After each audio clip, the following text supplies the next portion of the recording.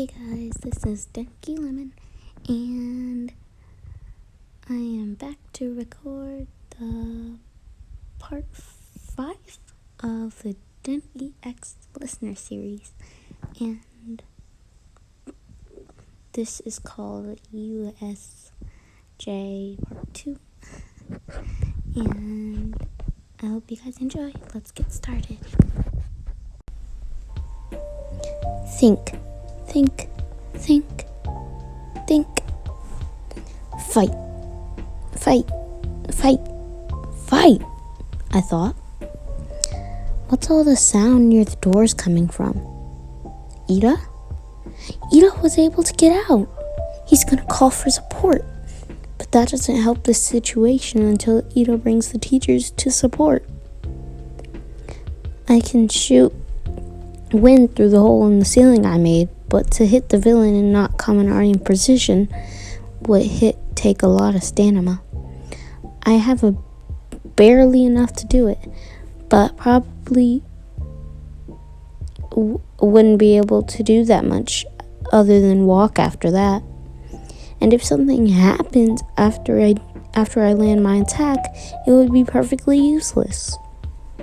The only thing in our favor at the moment is that everyone else here has full or close to full enough stamina. And Kaminari's brain hasn't circuited yet. Ugh, I know. Once I'm thinking all these negative thoughts, I've lost. Just follow what your instincts say, your name. Follow what your instincts say. Okay, let's do this. Momo, can you make me a sports drink and an energy bar real quick? I ask. Yes, I can, she replies. She was careful to make it quick and pass it to me, to let the villain know that she wasn't attacking him. Hey, do you want me to kill him? The villain yells. He made electricity go up his arm, signaling a threat. Not at all, I mocked. I would actually be pretty happy if you let him go. Electricity type quirks are so lucky. So are you and Kaminari, Jiro says to the villain with her hands up. Momo also had her hands up, but I gave absolutely no intention in listening to the villain. I was munching on the energy bar that Momo made me while drinking the sports drink. I was starting to get tired and sleepy, so I love how Momo made the sports drink with a lot of caffeine. I also realized that Jiro had her earphone jack moving while talking to distract the villain. If she's able to attack now, I won't have to waste any more energy. Come on, you can do it, I thought. You thought I would fall for that? The villain said. Ch, I thought he would have been a bit more stupid. I take a deep breath in. I try to stay as still as possible so that he doesn't realize what I'm trying to do. If I'm able to get prepared without letting him know, then it's my win. I only need a split second to push him away with the wind. I can tell my body temperature is going down. That's what happens when I overuse my quirk. I try hard not to shiver. Done!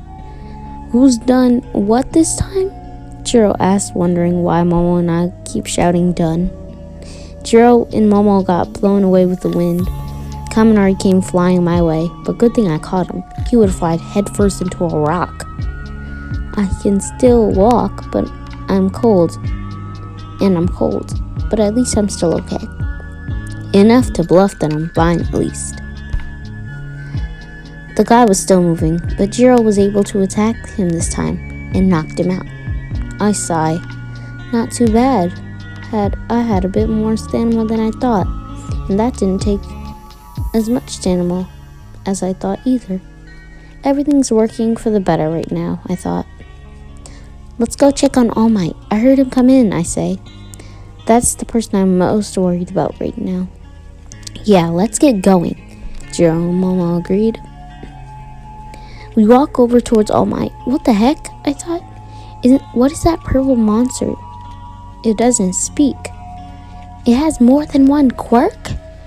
He's equally as strong as All Might. What the heck?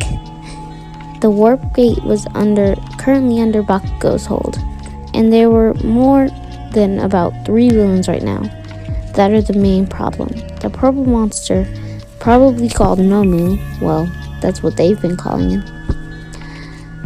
The warp gate, Kirogiri, and the hand dude, Shigaraki Tomura. Okay, let's gate our warp gate. Okay, let's get our warp gate back, Shigaraki says. Nomu starts charging at Bakugo. It's so fast. Right now, I don't care. I don't care whether I don't have any energy left. I don't care that Bakugo isn't the nicest guy on the planet. I don't want to lose someone that I already know. I already know how bad it feels to lose someone. My parents may not be dead, but they're gone. Long gone. And I don't need to feel that way ever again.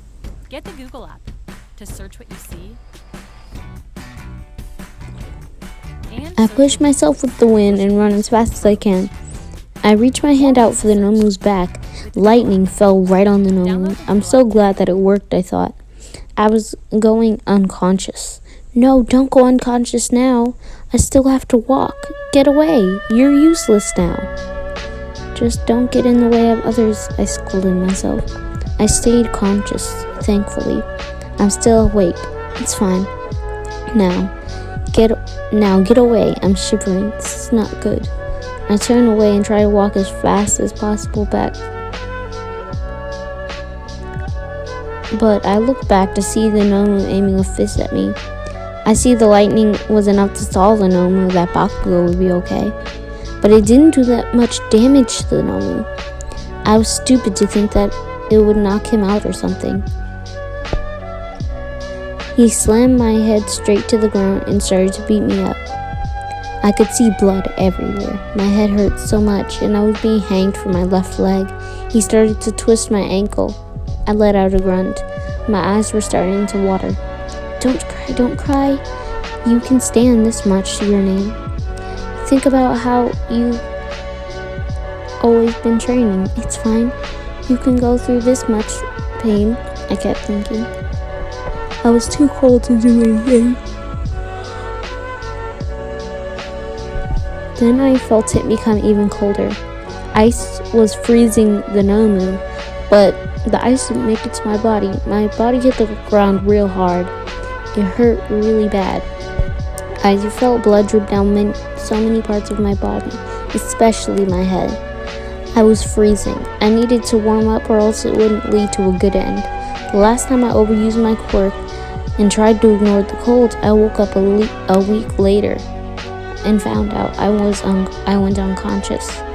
And I feel the way colder than that time. That must be Todoroki's quirk. I'm so grateful that he saved me, but I'm freezing to death. Oh no, I'm going unconscious. Ugh, I feel the Nomu punching me again. I see more blood spill out everywhere. Everything around me goes black. I can't hear anything either. It feels like I just got released from all the pain suddenly. It honestly feels so much better than before. I finally wake up and see a ceiling that I can now recognize as the hospital. It's late at night. I can only tell because it's so dark outside. Every part of my body is aching, and not one part of my body at least feels decent. The hospital is warm, and I love my blanket right now. I look to my right to see Kaminari dozing off on a chair. Why is he here, I thought. But I felt so happy. I don't know why. But I felt like I found someone. I felt like there was one person in the world that would still care for me. I felt like I wasn't alone after 11 years of living my life without talking to one person. I felt tears run down my eyes for the first time in 11 years. Kaminari suddenly screams as he jumps up. I screamed too, surprised that he had suddenly woken up from the doze. And then I realized that I was still crying. And then Kaminari looked at me and realized that too. I started to panic.